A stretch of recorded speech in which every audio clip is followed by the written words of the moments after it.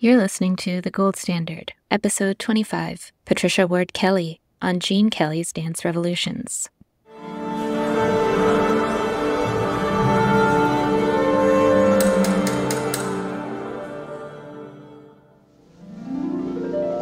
singing in the rain, just singing in the rain. What a glorious feeling, I'm happy again. I'm laughing at clouds so dark up above.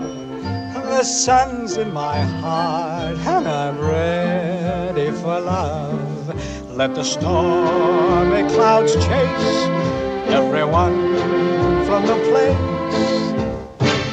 Come on with the rain, I've a smile on my face. I'll walk down the lane with a happy refrain, just singing, singing in the rain. Dancing in the rain. Now let me tell you a little story. When I was in high school, my school had an enrichment program that brought accomplished guest speakers to make presentations in the library. There were writers, business leaders, and politicians, and one day the guest was the head of a prominent contemporary dance company who talked about the evolution of dance in the 20th century. When it was time for questions, someone asked who was the most influential dancer choreographer of the 20th century. It was still the late 20th century then, I'm sorry to say. And without batting an eyelash, he said, Gene Kelly. I was surprised. I thought he'd answer Martha Graham, George Balanchine, or possibly Jerome Robbins, so I was surprised that someone whose work I had always loved, but associated with the more conservative world of the Hollywood studio system, would be seen that way. But the speaker explained that Kelly had democratized dance by moving it from the world of top hats and tails to the urban street with a positive everyman vibe. Kelly had created a fusion of classical, popular, and contemporary dance, a stylistic shift that really changed the tastes of audiences. He'd introduced athleticism, creative visual effects, and explored the power of the camera and its movements to become a partner in the dance experience, and also had integrated music and dance into dramatic structure more seamlessly than anybody before, paving the way for later innovators like Bob Fosse. But I wondered whether Gene Kelly's legacy had stood the test of time. Well, I got an answer to that question a few years ago at Canada's Stratford Festival when they mounted their own production of a chorus line.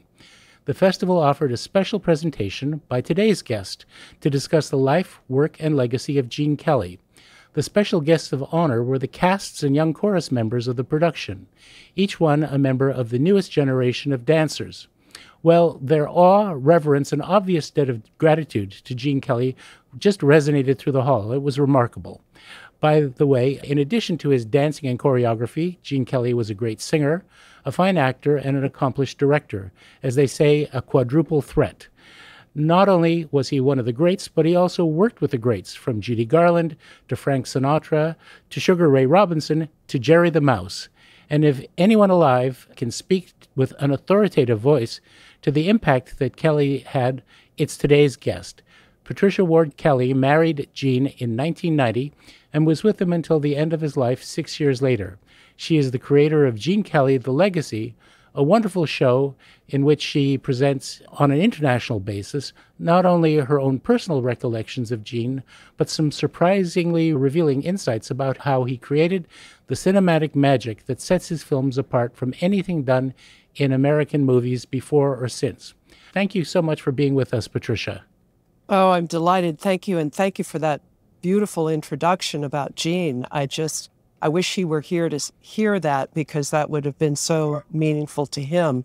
Let's start with you and how you and Gene came together, because from what I know of you, and I've known you for a while, your background is about as far from Hollywood and the film world as possible. Tell us a little bit about how you grew up and how you met Gene Kelly for the first time.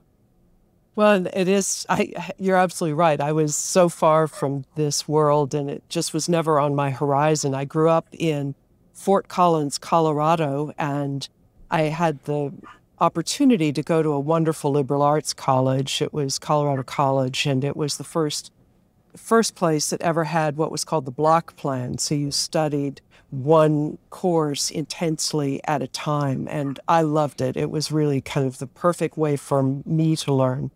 And initially, I was very intent on the subject of Herman Melville, and I actually went to the Newberry Library in Chicago to work in the Melville collection there, and was considered one of the contributing scholars on the authoritative texts that were being published by Northwestern Newberry Press. And I was then hired by a film company in Washington, D.C. to make a documentary about Melville. I was brought on as a researcher and a writer.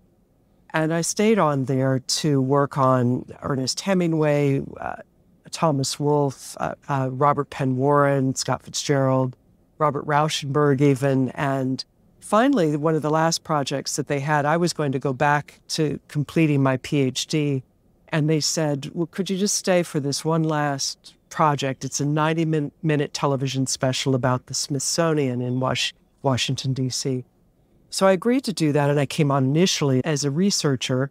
And they said that the host narrator was to be a person named Gregory Peck, and I had seen To Kill a Mockingbird, so I did know who that was. And by the time I came on, they fired the two writers and brought me on as one of the writers. And then they said that the new host narrator was someone named Gene Kelly.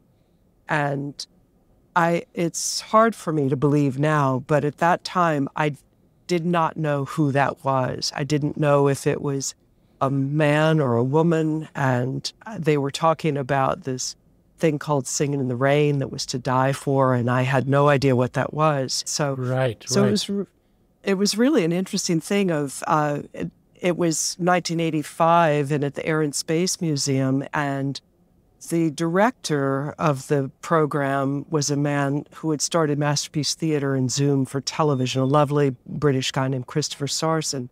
And he could see that all of the women on the set were desperate to get a marriage proposal out of Gene in the week that we were to be working there. He was one of the most eligible bachelors in the world at the time, and terribly engaging and terribly handsome. And so the director came up with this idea that he would put me in the room with Gene to keep all of the other women at bay. and I just, it's a little bit of a sartorial change. I'm a brunette with very long, thick brown hair parted in the middle, that 80s style where you basically just see hair and a nose. I don't think he'd ever really seen anything like this. I looked like one of those New Yorker cartoons, the Koran cartoons. But right out of the starting gate, he started to interrogate me. And he didn't let a beat pass. He just said, I bet you don't know who Montgolfier was. And I did know that the Montgolfier brothers had created the first hot air balloon in France. And I said, yes, I do know that. And then the next question was, I bet you don't know. It wasn't even a question. It was a dare. It was, I bet you don't know the opening lines to Yeats' poem, The Lake Isle of Innisfree. And I did. And he went through this sequence of I bet you don't knows. And by the end of it, I was like, who does this guy think he is? I did not know he was famous. I didn't know his background.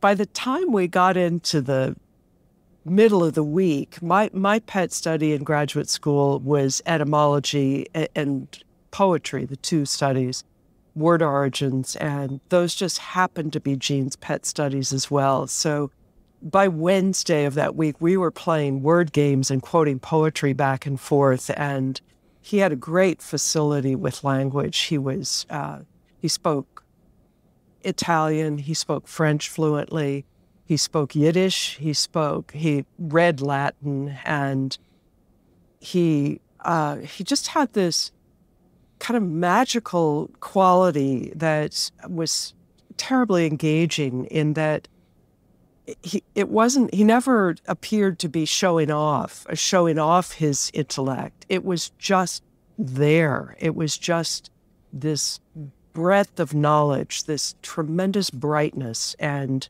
agility and also delight. I think that was one of the other great things, that it was almost like a childlike delight in words and in expressions and the sound of language. And so we get to the middle of the week, and by that time, I'm completely enchanted by him. I still don't know he's famous, but I am listening and paying attention. And he also then began, because we really had no script, he began to tell me stories about growing up in the Depression in Pittsburgh, Pennsylvania.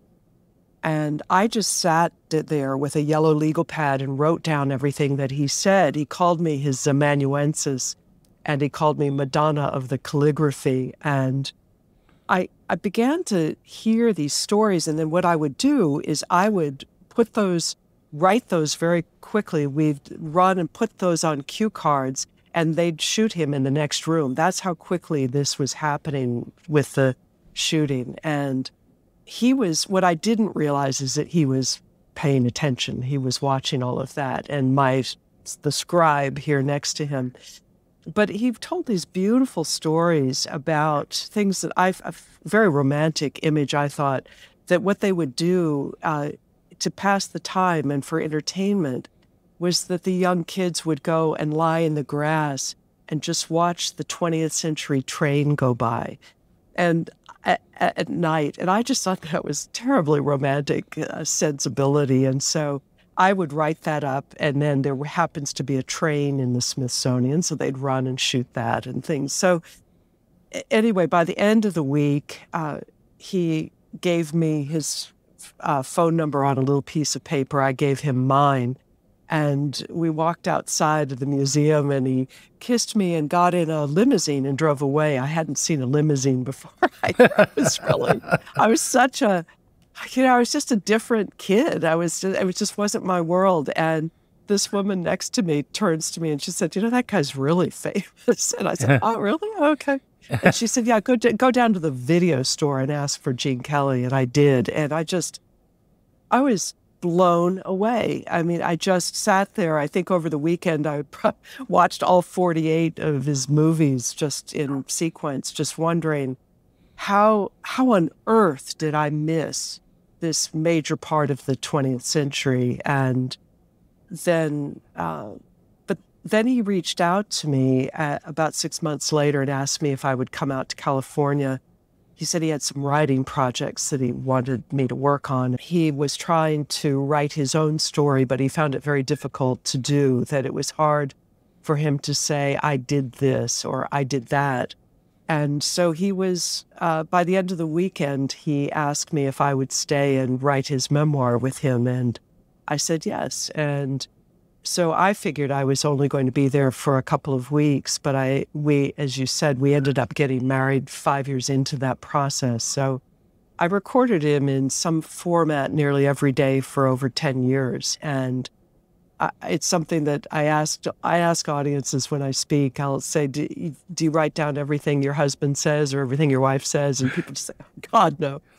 But that was my primary responsibility. So I had to be writing everything down. So at dinner, he would sit next to me at dinner and he'd say, you're not writing anything. And I'd say, I'm eating, it's, but to have the exact words is priceless, and to be able to go back and fill in the blanks of the memory. And then also what was so interesting was that I came to him, he was a blank slate. So unlike most people who come to him with some preconceived notion of who he is, what he was like, usually based on what they saw on the screen. They forget he's acting up there. They think that's who he was, and that he just danced around the kitchen at night.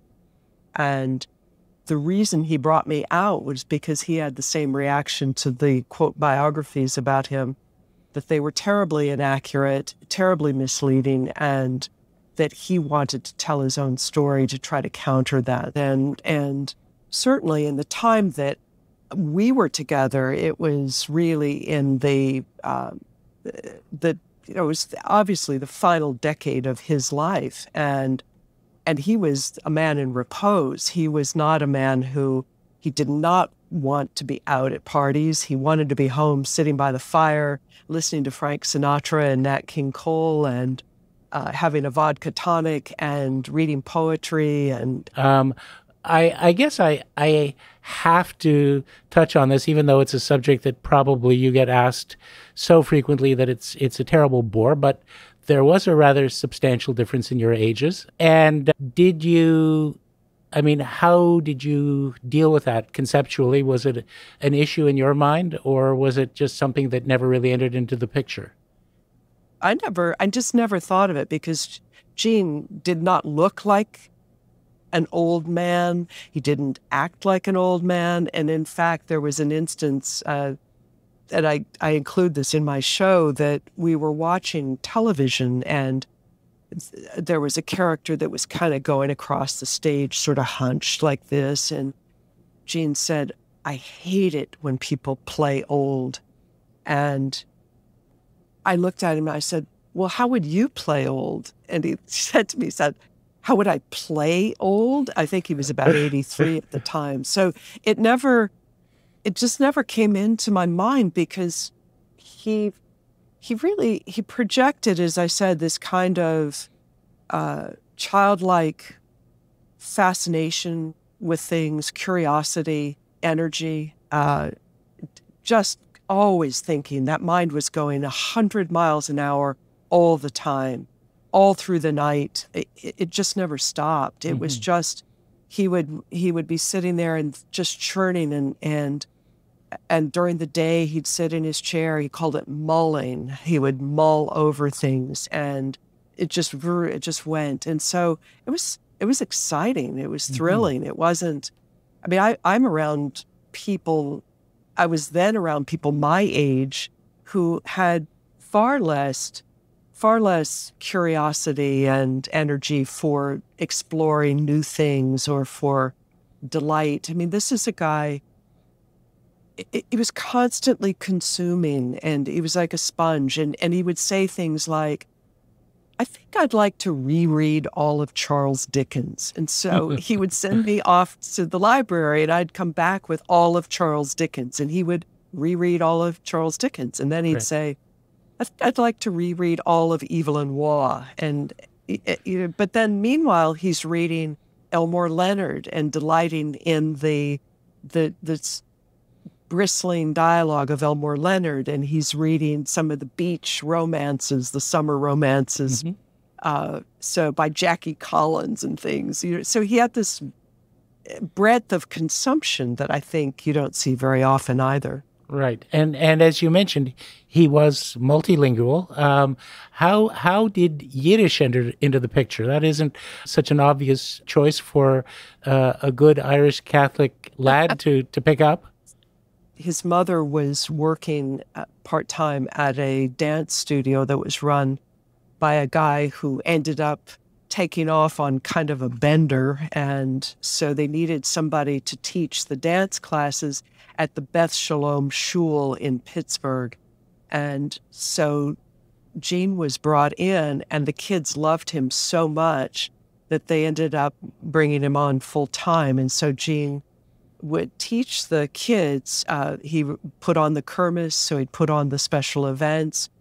And he'd teach the boys. He seduced the boys into coming into dance by agreeing to teach them basketball. And he really became a fixture at the Beth Shalom. So he was the Shabbos Goy who would come in and turn the lights on and everything for everybody. So yes, it was a very interesting, and since that was obviously not my background, I was the shiksa of all time. So it was a funny thing, because Gene not only would intersperse his comments with a Latin phrase or a French phrase or an Italian street phrase, but Yiddish was coming in, and it was not my language, certainly. And so I found it. I remember when he said Hachmir and Scheinik at Scheinik, and I was like, "Why are we selling the China?" I didn't know what this was. So I had to get up to speed. But again, his language wasn't infiltrated by those things because he wanted to show off how much he knew.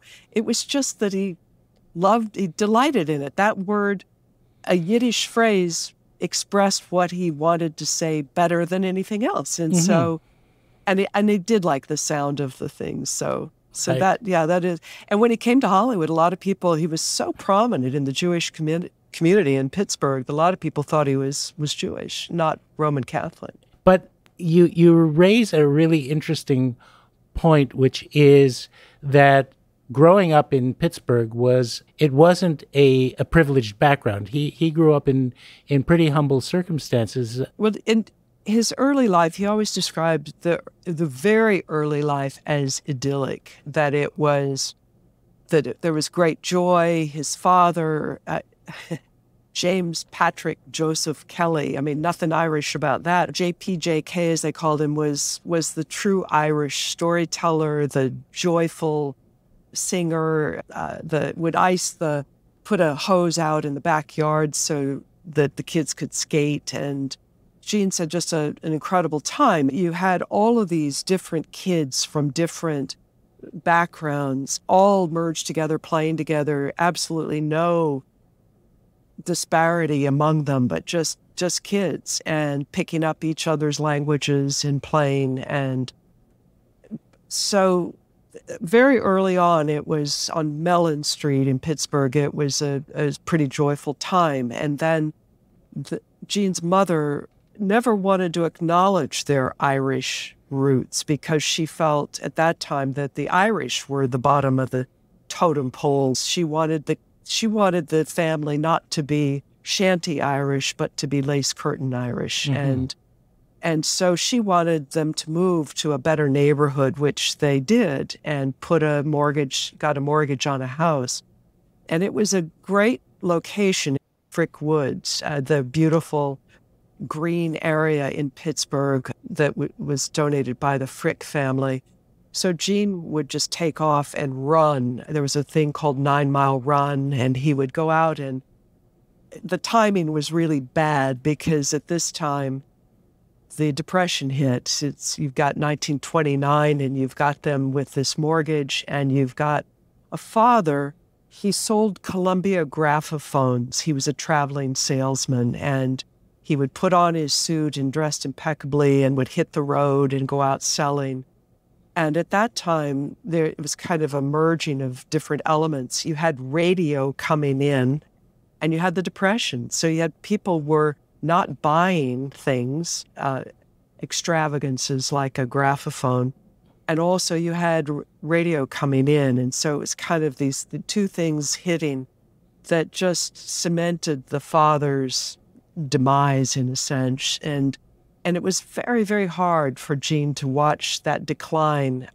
He was always the king in Gene's mind. And it was painful for him to see how his mother and older sister looked down upon the father then, that he couldn't get his act together to get on with something. And he started taking on odd jobs to try to help with the family and to help pay for his schooling. He was rolling Firestone tires, and he was pumping gas, and he was working in he was a soda jerk, and all these different things, and then ultimately began teaching dance in order to help supplement the income, which was the most money. And then he started doing these amateur nights with his younger brother.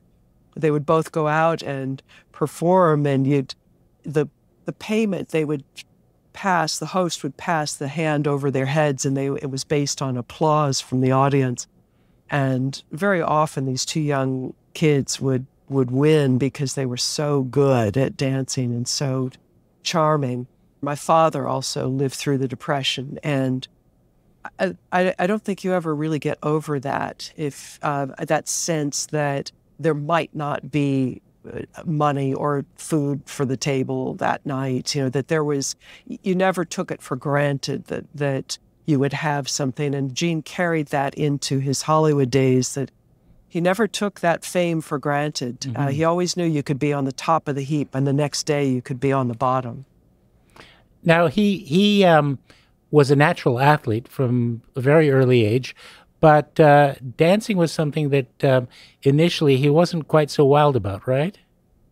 Correct. He said basically any form of movement came very easily to him. He was a gymnast, he was a trained acrobat, he could walk a tightrope. He was an exquisite hockey player. He was, the pond at Homewood Cemetery froze over, he said they'd go out. He said they'd beat the bejesus out of each other. He said, if your mother got in the way, you just poke check her out of the way. And Gene was young, was very small for his age. He had skipped a grade, and so he was and he was smaller than a lot of the other boys. So, but he could go around and he was able to poke check people and was very good at skating. And he had been forced by his mother to go to dancing school, and he thought it was for the birds. And finally, she let him quit. But it was when he got into high school that he realized that girls liked a boy who could dance. So he ended up going back to dancing school on his own.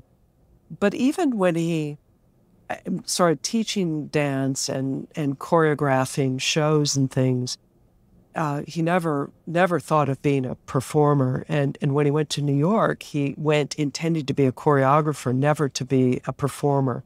But when he went there and they said, well, where are you from? And he said, Pittsburgh.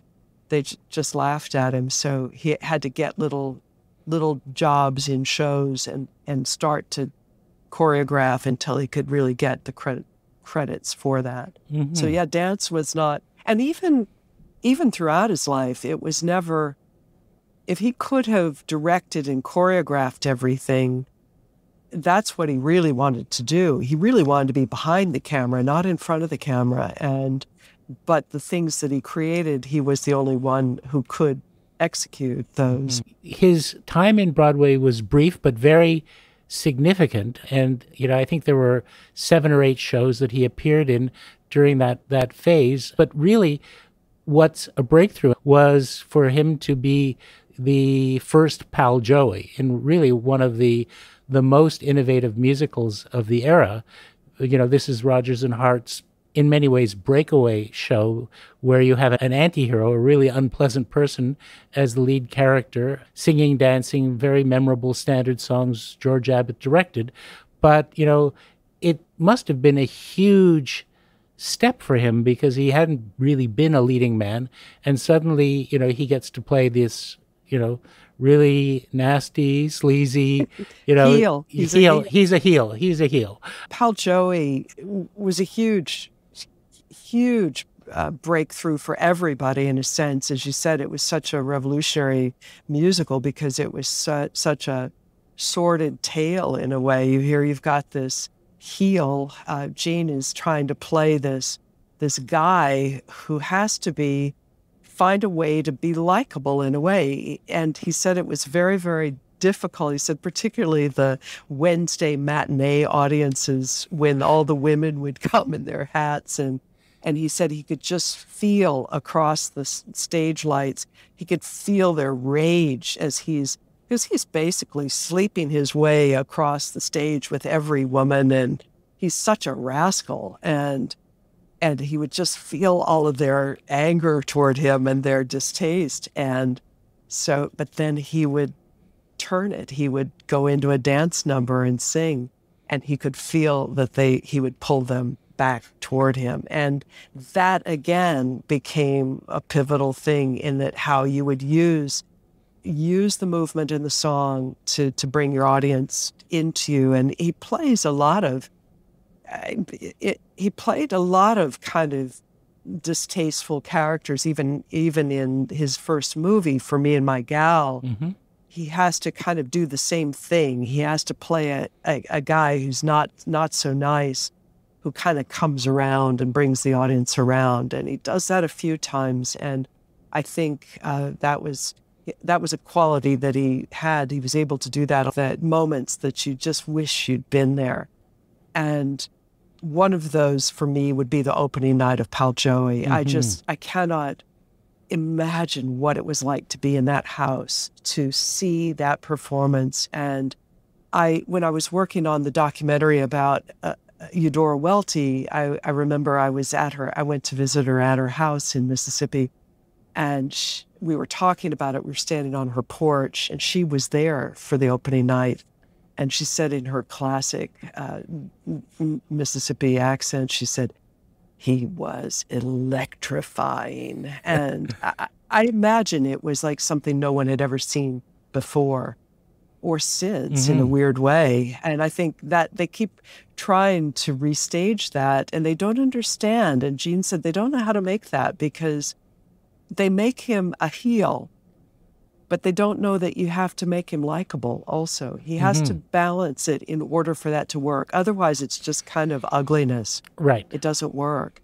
And so, yeah, I wish I'd been there. It must have been an amazing, and really from that point, then he said, you become this overnight sensation. Right. And of course, he could have continued on being a star on Broadway, but Hollywood called, as they say, and it was David O. Selznick, I think. Selznick reached out to Jean and said, "I want you to come to Hollywood." So he came out.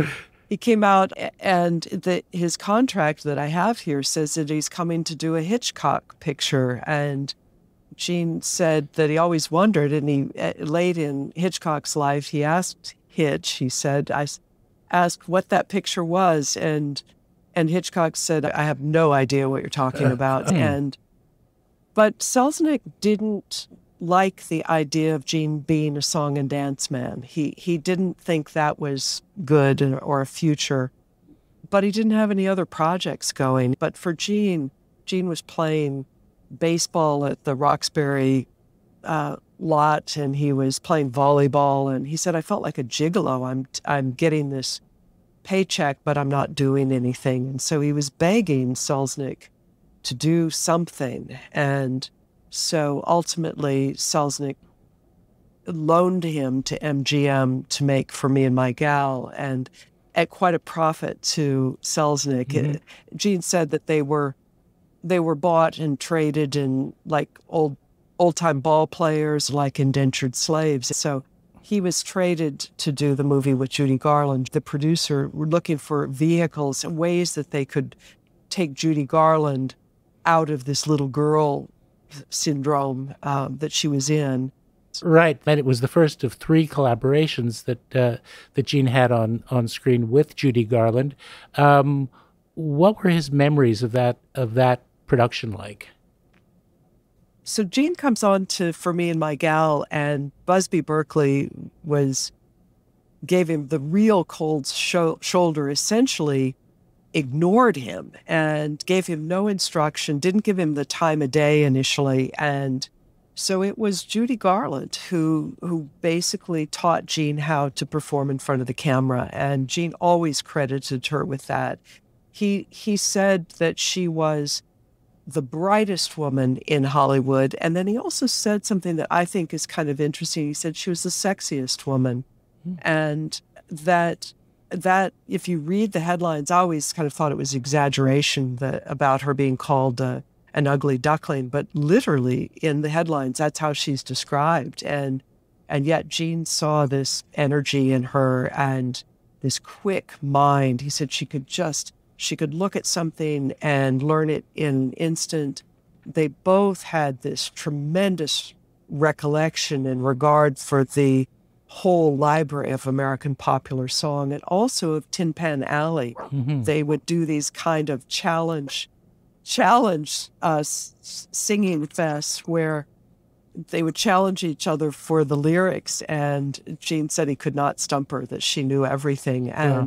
But she also taught him just even simple things of how you sit in a chair on camera, which is different than you would do it on stage. She said she called him Quasimodo, that you had to kind of sink down into it. And so she guided him and really, and by the end, Jean did say that Busby Berkeley came around and embraced him, and they ended up being good friends and worked together on other pictures. But it was Judy, and that was a lifelong friendship and palship, I think. It was the closest thing that he had with the men friends in his life, like Frank Sinatra.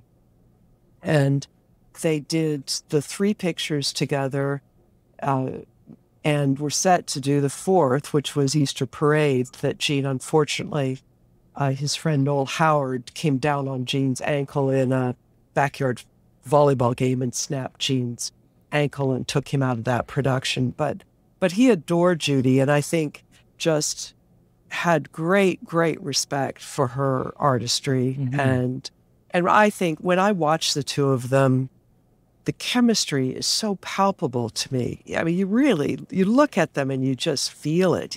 Particularly, I think, in Summer Stock, in some of the You Wonderful You, and it exudes from the screen. I like to think that in the history of Hollywood musical, there were sort of 3 poles that were like ships that pass in the night and, never the twain shall meet. Sorry to mix metaphors. But anyway, Fred Astaire representing the sort of elegant ballroom style of dance, Busby Berkeley with the great, spectacles of his Warner musicals of the early 30s, but with a surprisingly, in some ways, static view of dance as a component, really almost like scenic elements in his, elaborate pictures. Yes, and people always assume that Gene was influenced by Fred Astaire, and in fact, Gene did not even see Astaire's work until after Gene had already formed his own style of choreography, the new American style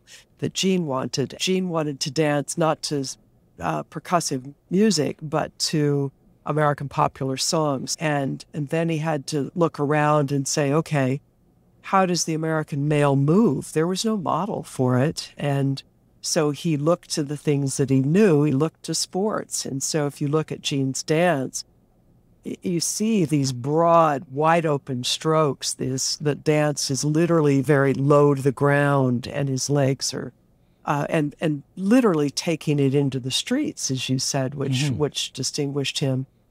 That had not been done. It was not a set piece on a stage in a theater or on a ballroom floor.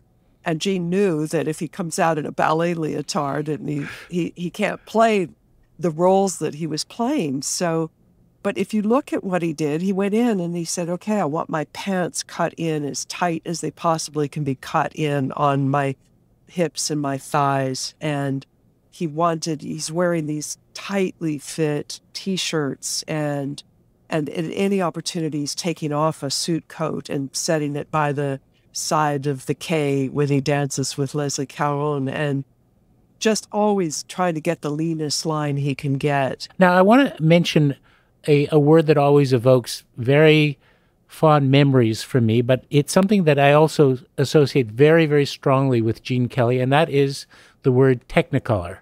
Because one of the great advances in filmmaking was the introduction of 3-strip process Technicolor film, which to this day has a look about it. People have no idea today, because if you're on a film shoot today, you're dealing with a very different type of light. And then the lumens, it was the heat produced was extraordinary. And the lights would blow very often because of what you had. But yes, it was technically very, very cumbersome also. People don't think about that. The camera with the sound blimp weighed over 500 pounds. So you're having to move in synchronized movement of a 500-pound beast.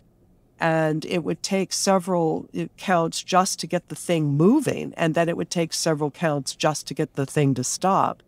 And then the magazines, the film canisters for the Technicolor were huge and would have to be changed. And Gene said it took a linebacker to just carry the magazines. I mean, this is a big thing. And Technicolor, as you know, was so specialized that they had a person from Technicolor who came to the set, had to be on that set to make sure that it was being shot in the correct light to make it show its best. So there was always a Technicolor representative there. And Gene had a lot of interactions with the Technicolor people and actually went to the Technicolor studios to look at the balance of the colors. And so he studied that. Somebody said to me once, oh, that wasn't possible. No actor would ever get to do that. And so I took my notes, Gene's description of working with the Technicolor people to the Technicolor people here in Los Angeles. I said, somebody's saying that it isn't true. He couldn't possibly have done this. And they read the descriptions and they said, oh, he was there. He's absolutely there. But when he got to the picture on the town, which was, again, groundbreaking and was his first opportunity as a name director of On the Town, a name choreographer, he wanted very much to shoot that on location in New York. When he was stationed in the war, in the Navy in the war in World War II, he had been in the Naval Photographic Unit, and he had done documentaries about the ships coming back to the Brooklyn Navy Yard.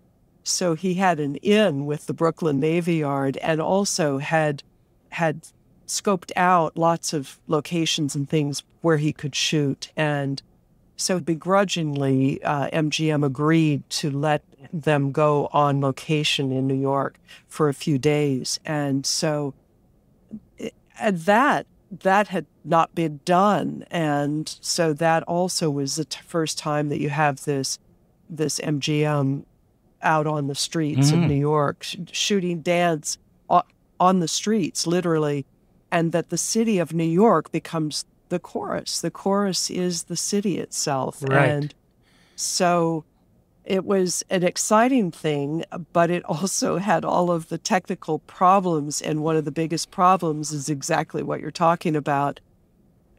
That film, that opening sequence of it, which is the edited pieces of them going around riding the horses through Central Park and all of it. It's so funny watching these three guys. That Gene heard from several of the French filmmakers in the New Wave, the Nouvelle Vague, that it had deeply influenced their filmmaking in the 50s and 60s going forward. But the Technicolor issue came into play in the final scene when you have the battleship that is going to pull out from the Brooklyn Navy Yard. The camera, the operator that won't shoot this because it's low light, and you're not allowed to shoot in low light with Technicolor. It won't turn out.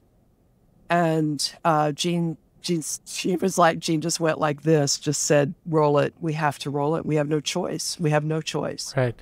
And the camera, they had to then, the clapper board, the black and white, the famous thing that you see in the movies, they turned it upside down to film the clap, because that then reveals that they are shooting that under protest. That they, as the camera folks, did not believe it would turn out. He and Stanley Donen came back to Los Angeles just depressed, thinking our last shot is gone. And they came in and looked at it, and it turned out. And that was when they began to understand that you could use Technicolor in low light in that kind of hazy gray situation that they had not imagined. That really leads, in a way, to the further subject of innovation, because, in so many ways, Gene's film career was a series of innovations, one after another. It's surprising because you think of the Hollywood studio system as being a factory that didn't really accommodate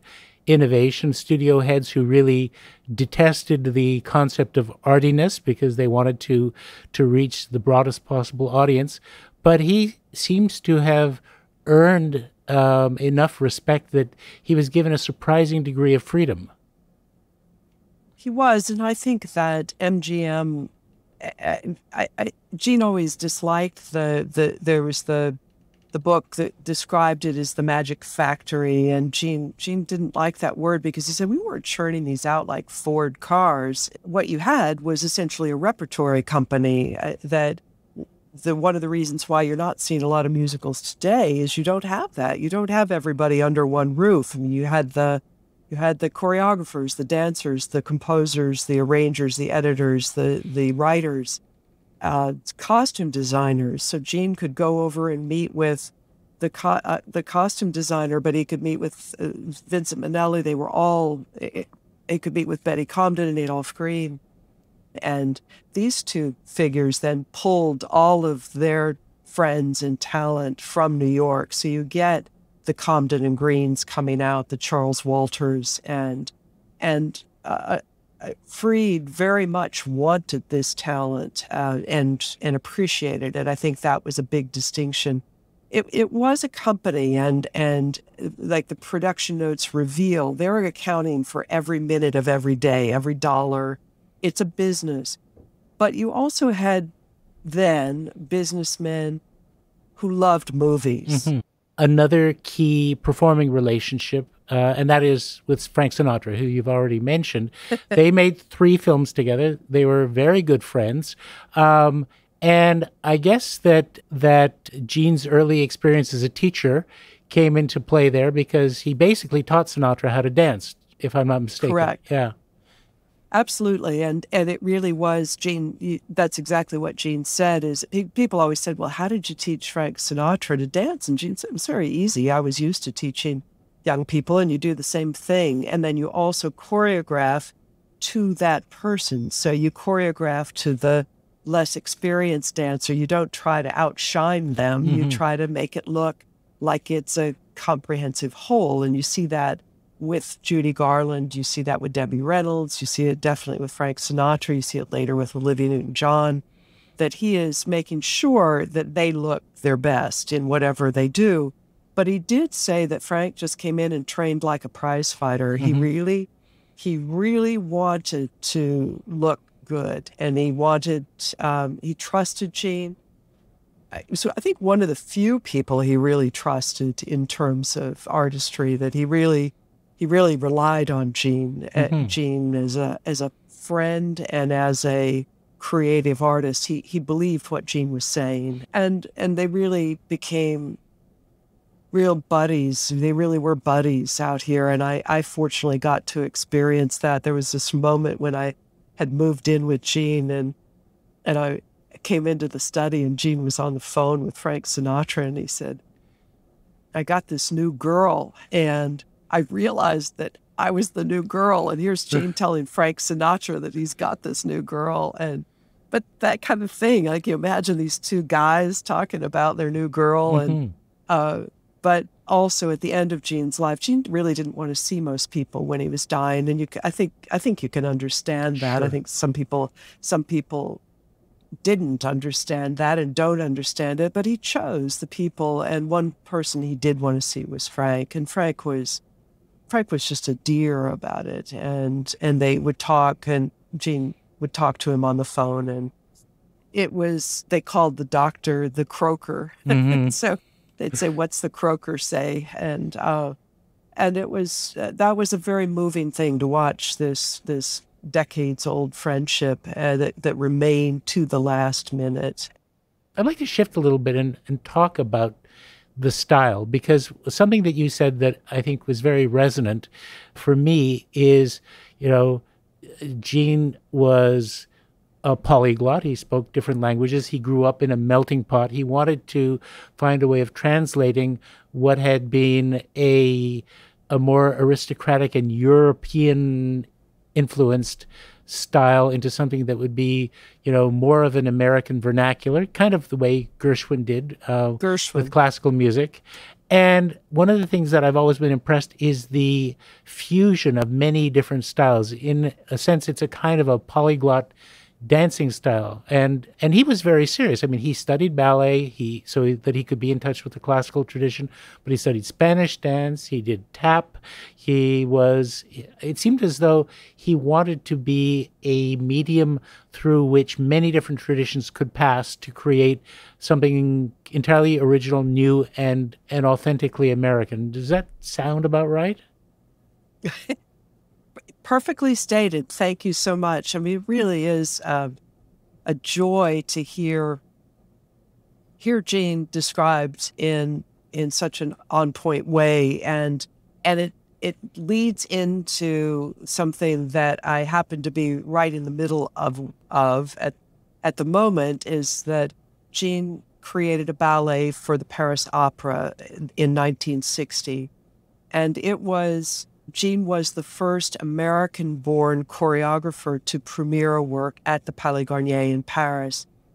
And it was the first time ever that jazz music was played. It was to Gershwin's Concerto in F. And you do hear Concerto in F it's Oscar Levant plays in Singin' in the Rain. It is hot. Jean always felt, as you say, that they both, Gershwin and Kelly, were working to the same end. Gershwin's trying to create an American language in music. Jean's trying to create an American language in dance. And he felt that Gershwin was as American as you could get.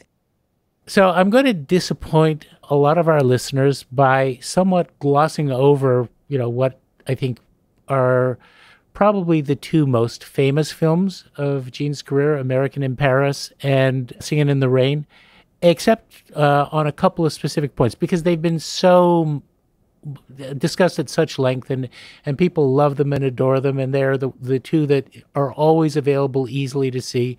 And a surprisingly high percentage of his total filmography is non-musical films. Right. Now some of them aren't his best films, and that may be one reason they didn't make the same impression. But setting that aside, I'm going to move on to Singin' in the Rain, and I'm not going to talk about Debbie Reynolds or Donald O'Connor or even the Singin' in the Rain dance, but I want to talk about something that's a little bit of a personal confession, and that is my favorite female dancer in Hollywood appears very prominently. And I always consider her to be one of the most shamelessly underutilized major talents in Hollywood history, and that's Sid Charisse. Because unlike the unwillingness of MGM to show an element of eroticism when it came to Judy Garland and the Pirate, she just drips with it in her, the Gotta Dance sequence near the end of Singin' in the Rain. And she was able to bridge that gap between the classical ballet and popular dance while conveying that element of sensuality, I think, as no one else maybe was allowed to do in Hollywood. And it's really a shame that she didn't get to star in more films. But did he have any particular recollections of working with her on that film, or in general as a partner? Oh, yeah, definitely. Because, and you have to think of it, because she was a classically trained ballet dancer. She danced with Ballet Russe and had never danced jazz. So she had not done the style that you see, that you're articulating. And Jean said it was very, very difficult to get her off point, because it's a different use of your foot. The way that the jazz movement's very, very different. And to break that, if you're not used to it, is very hard. Now most dancers are trained both in jazz and classic, and they can interchange that, but Sid, no. And so she had to work very closely again with his assistants in learn the movement, Carol Haney, and she was never supposed to be in the movie originally, because it was supposed to be an extended number with Jean and Donald O'Connor. Mm-hmm. And Donald had a previous commitment and had to leave the picture. Debbie Reynolds didn't have the dancing ability to do a full Broadway melody ballet. So Sid came in, and she's a perfect partner. And that choreography, I mean, that's one where Jean said he did have to cheat the censors, because they would come in and measure the green dress and the length of it and the décolletage and everything. And then Jean would slit it so mm-hmm. that you could get the full extension of Sid's leg. And she just does a magnificent job. And then she's able also to transition from that to the beautiful scarf dance mm-hmm.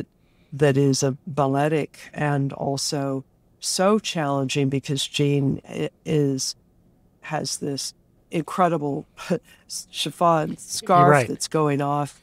that he has, the equivalent of 3 airplane motors on him. They're Ritter fans, and they're facing them. And has not only has to choreograph himself and Sid, but he has to choreograph the Ritter fan operators, so they hit that wind at the right point to shoot that up in the air. And so yeah, no, I think, but that, as with Fred Astaire style changing when he did Easter Parade, for him to go on and do Bandwagon. Well, look at Sid Charisse.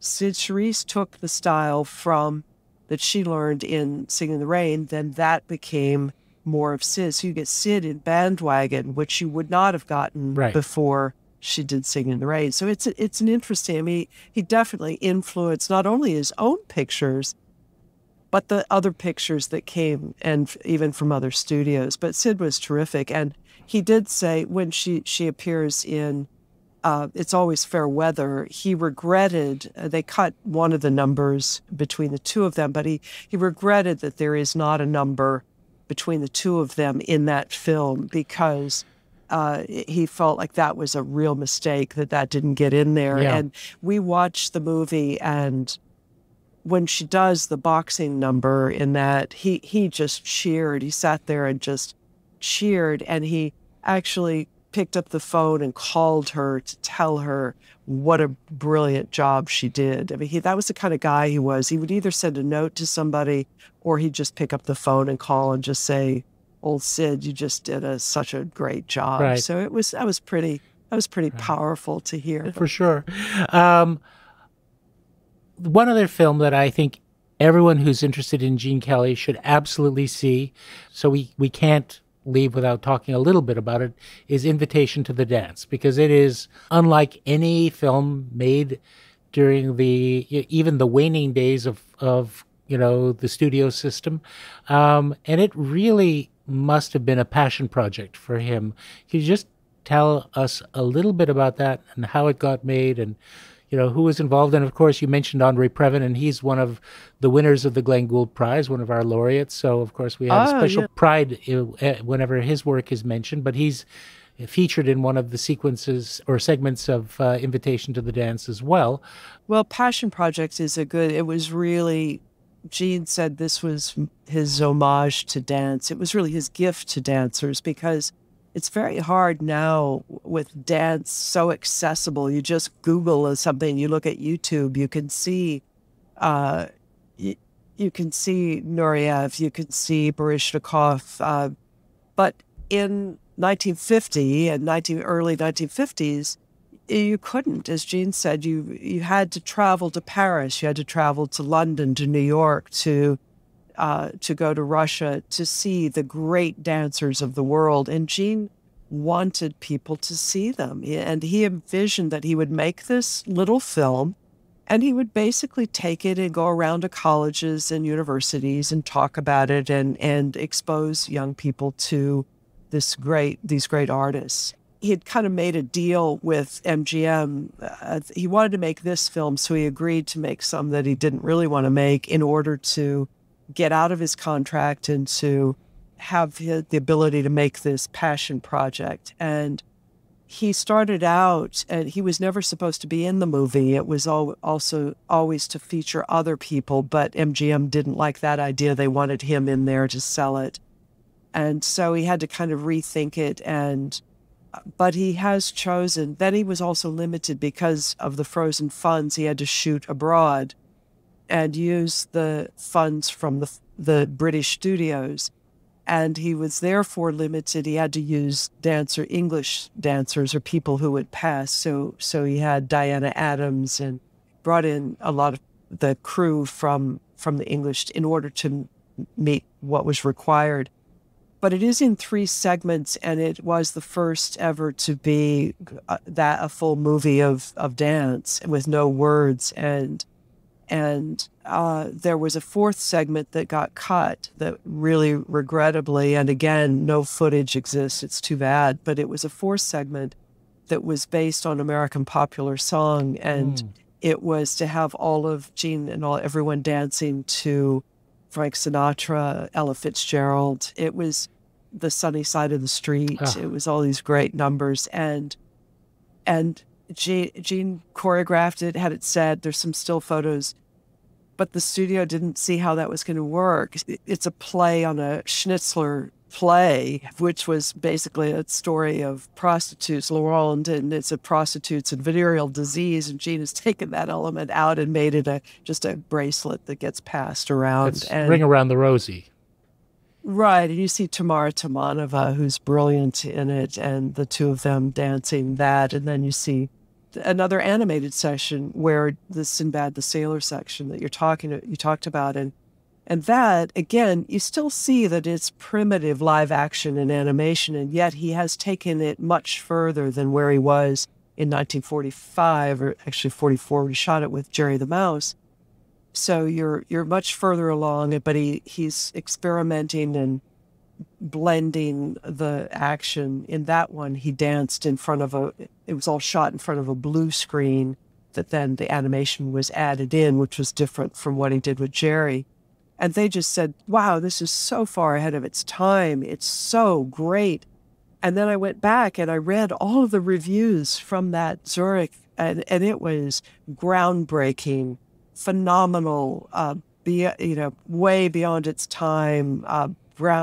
So I think we need to just get rid of all the books right. and all this the stuff and just reevaluate everything, because you put it out now and audiences get it. The problem is there's one print. There's no the studio didn't see value in it. So unlike Singin' in the Rain, which has been remastered and protected and everything, Invitation to the Dance has not, and it's not available. You have to buy it as a kind of you get not a great quality DVD if you buy it. It isn't great, and it's a film that really cries out for a state-of-the-art restoration for sure. Now, I have to say, since we're getting almost to the 60s, there is one incident, and when I visited you, it was one of the things from among the many amazing things you showed me from Gene's archive that just absolutely leapt out, and that was the commemorative book from the JFK inauguration. Gene was invited. Frank Sinatra was essentially in charge of that. Can you tell a little bit about that?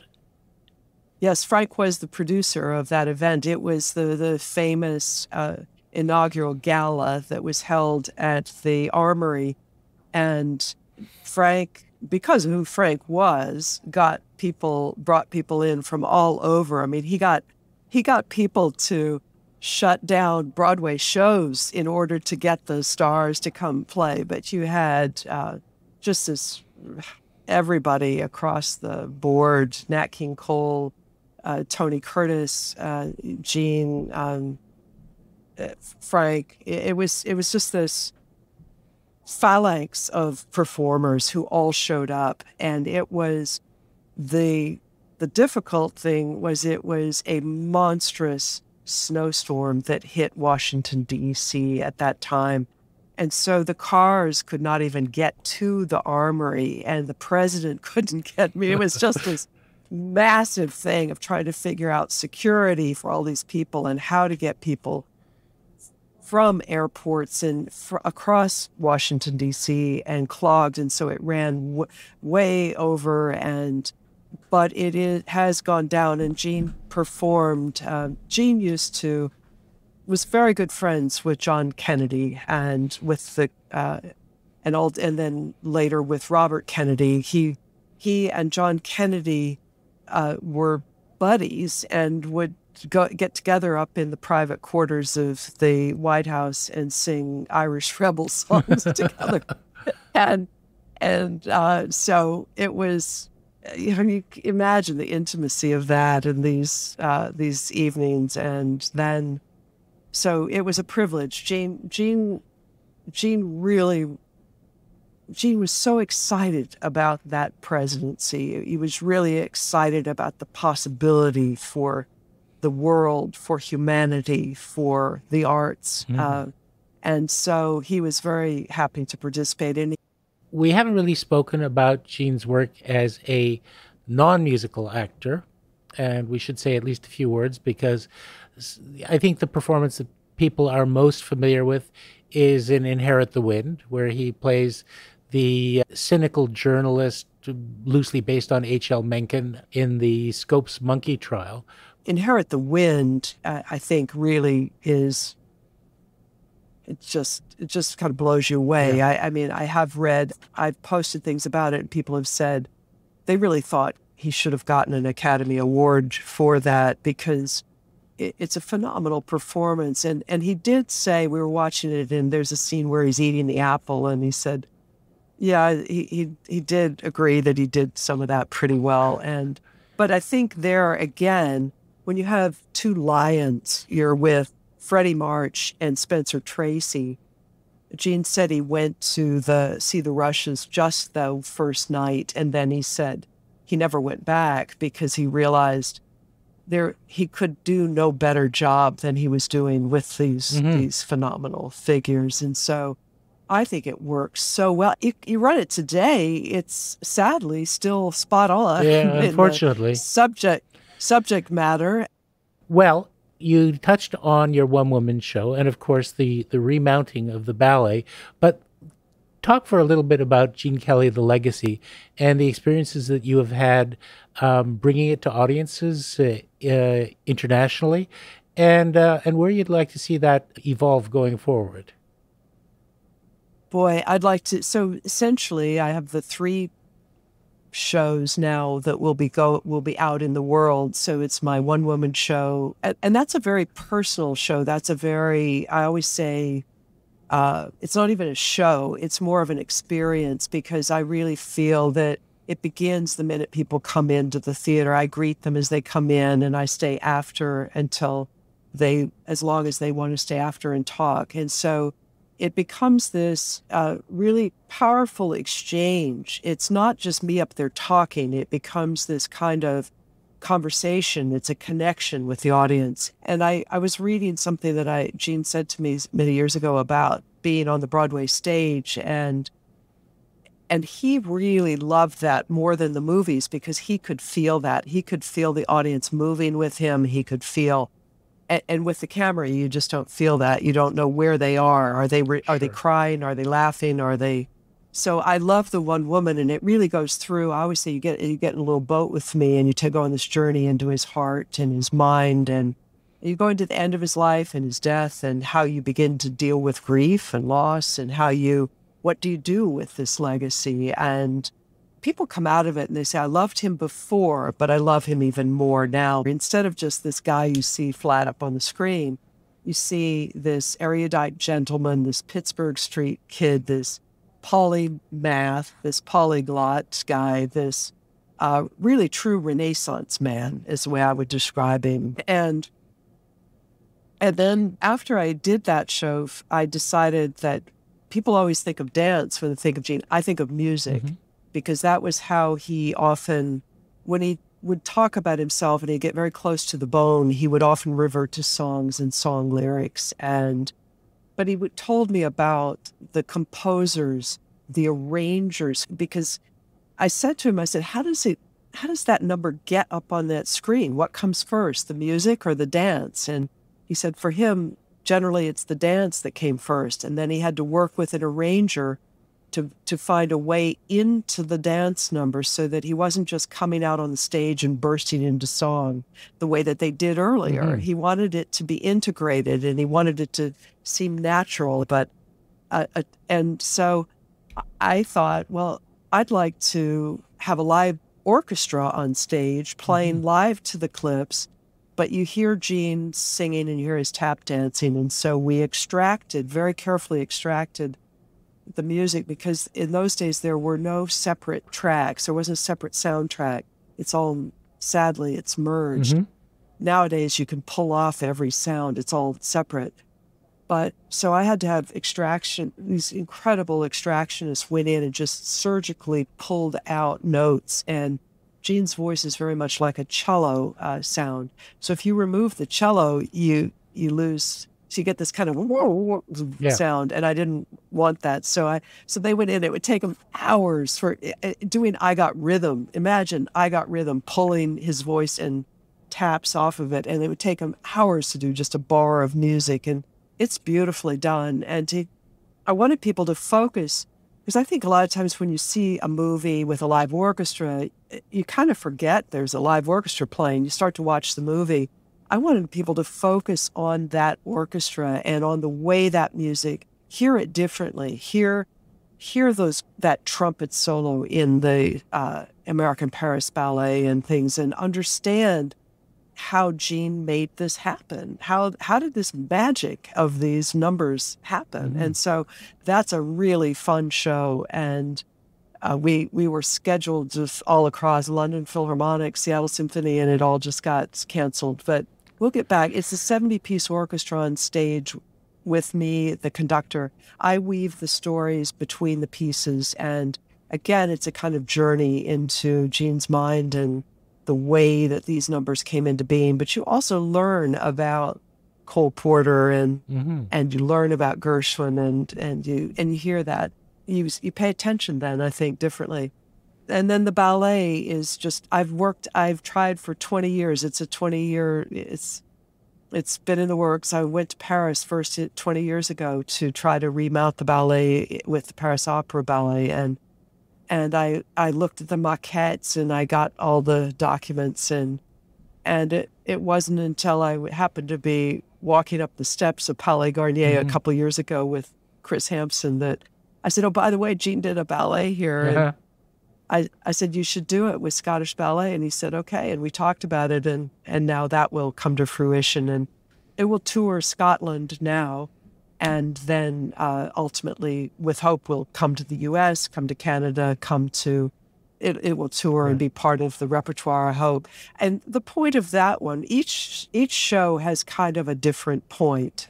I don't come out and say that, but I will say it to you. The first show was to show Gene as this Renaissance man because people have no idea.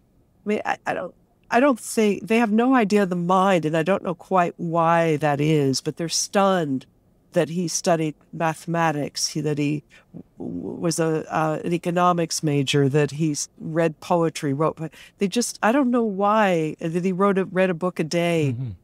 I guess they just kind of see him up there. He's just sort of moving so easily and effortlessly. They just kind of think he's this guy who dances, not this incredible brain. So I wanted them subtly to know there was this brain here.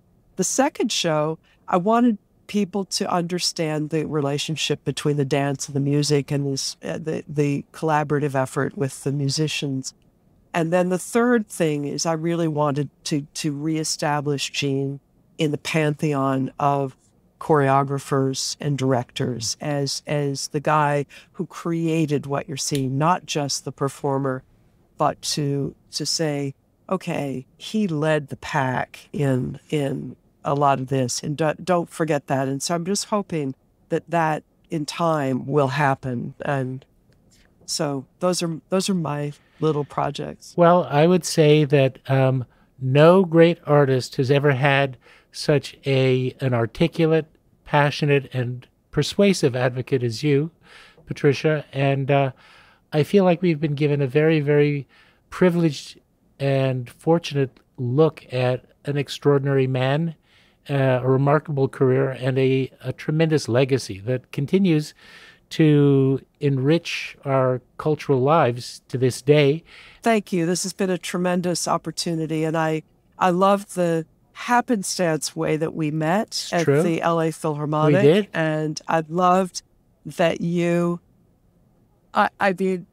took me up on my invitation to come for lunch, which you did, and I was so honored that you came to the house and to see the archives. We will be following your work, and we welcome comments from our listeners. Patricia really does respond. She's not shy, so you don't be shy either. Reach out and ask your questions, and by all means, go and see her when she comes to your city or town. It is an unforgettable experience. Thank you again.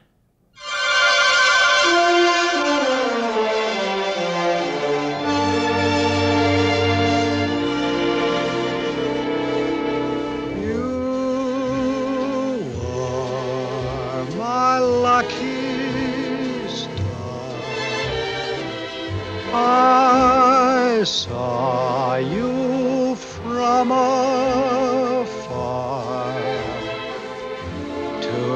lovely eyes, at me they were gleaming, beaming. I was starstruck. So, friends, that brings to a close our conversation with Patricia Ward Kelly, telling us about her life, her love, and the legacy of her late husband, Gene Kelly, the legendary screen choreographer, dancer, and director, and I might say not a bad singer either. For those who are not in love with the musical as a form, who don't necessarily watch old Hollywood movies, there's still undoubtedly a soft spot in most of their hearts for Singin' in the Rain, and I think that alone and so much more cements Gene Kelly's legend as one of the giants of film. Rudrapriya, I hope you enjoyed it, and I understand you have some information to share with our friends. I do. If you're interested in keeping up with the Gold Standard podcast and more work from across the Foundation, be sure to follow us across social media on Instagram, Twitter, and Facebook at the Glenn Gould Foundation.